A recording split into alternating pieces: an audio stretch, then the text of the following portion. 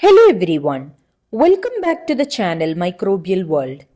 In today's video, we are going to discuss about sterilization and disinfection. In microbiology and infection control, two common terms are used, sterilization and disinfection. Both are methods to control microbes, but they are not the same. Knowing the difference is important in medicine, laboratories, and hospitals. Sterilization is the complete destruction or removal of all forms of microbial life, including bacteria, viruses, fungi, and spores. So we could understand that after sterilization, the item is totally free of all microorganisms. Now let us look into the various methods of sterilization. Physical methods of sterilization is divided into three main types: heat sterilization, filtration, and radiation. Heat sterilization is further divided into moist heat sterilization and dry heat sterilization. Autoclaving is an example for moist heat sterilization, and hot air oven is an example of dry heat sterilization.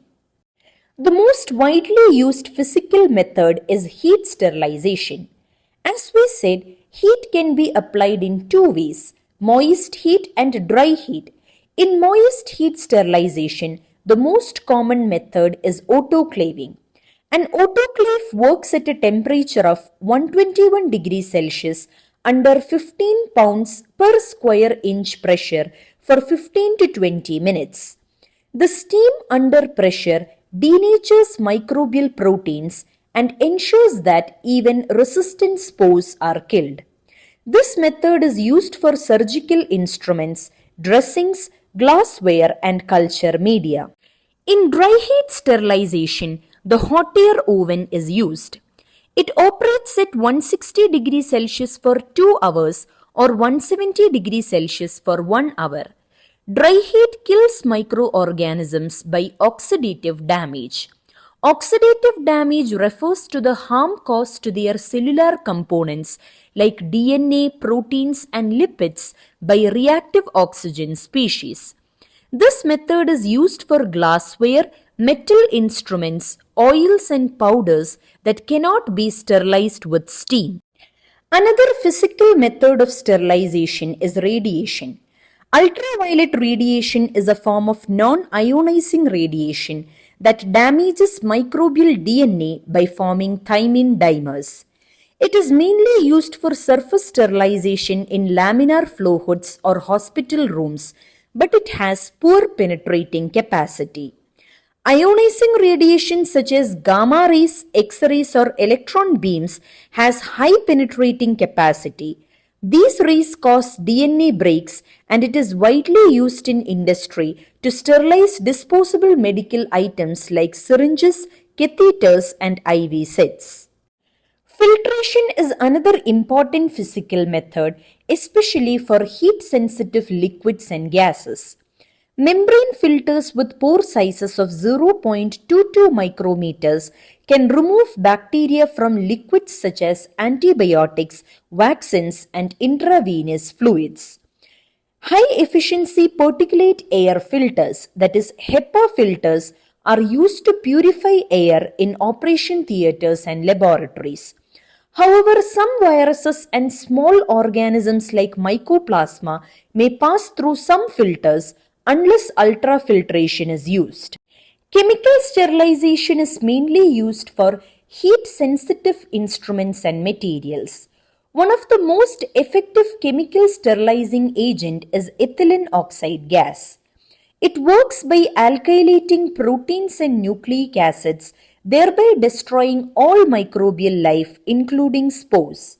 It is used to sterilize plastics, catheters, heart-lung machines, and optical instruments.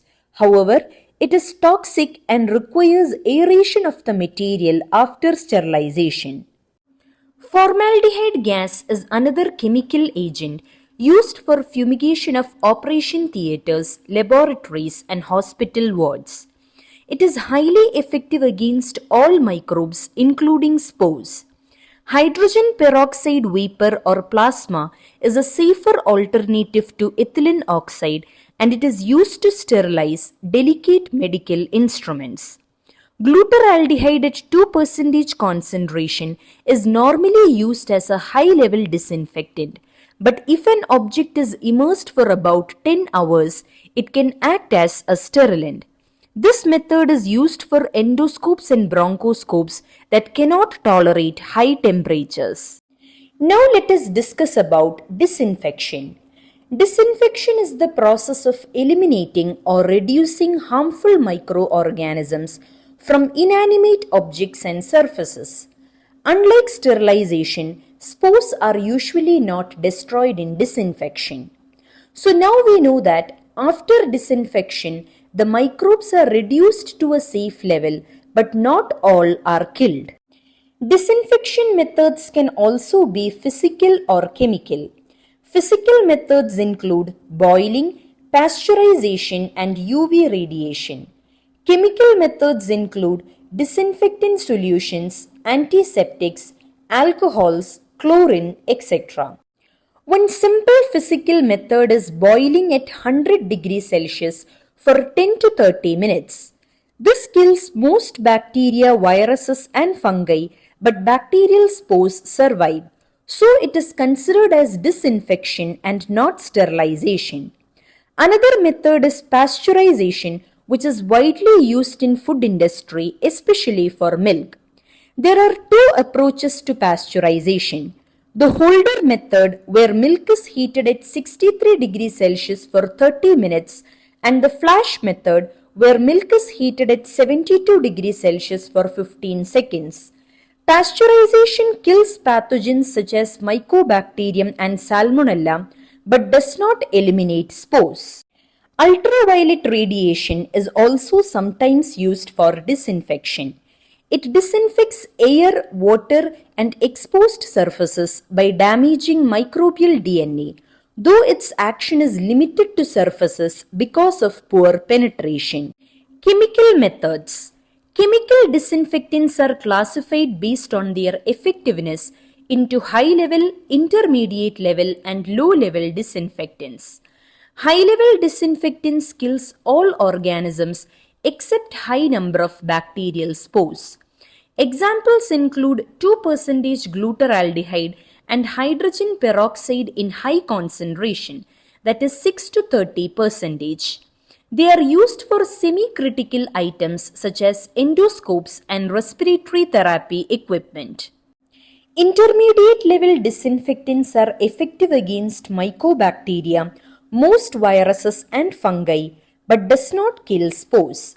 Examples include alcohols such as ethanol and isopropanol, phenolic compounds, and iodophores.